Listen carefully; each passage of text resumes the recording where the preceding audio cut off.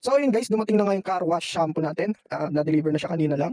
And sa presyo na 149 pesos, bakit hindi mo pa siya bibili, di ba? Napakasulit na nun. Yung in-order natin na car wash shampoo, para siyang 2-in-1, with wax na siya. Kaya siya tinawag na Prestige Prime Car Wash Shampoo with Wax. And susubukan natin ngayon kung goods ba talaga siya. Ito na, dumating na yung parcel natin. Yung pang-foam. Kahit nahuli yung pang-foam kesa dun sa pinaka-gagamitan. Ito na packaging guys. Right. Shampoo. Shampoo na binili natin sa Shopee. Titignan natin kung maganda ba talaga to pang car wash sa mga motor natin ng car wash shampoo at talagyan ko ito ng konting tubig. Grabe, ang bango ng car. Order na kayo. Meron din ako niyang video kung saan ko siya in-order at kung magkano lang ito. O yung motor ko, napakakintab. Para talaga siyang may wax dun sa top layer ng kako. Grabe, para siya talagang may wax na naiiwan dun after mo siyang i-wash out. So dahil nasubukan ko na siya, i-rinse ko na siya, and then mag-rate na ako sa kanya ng 5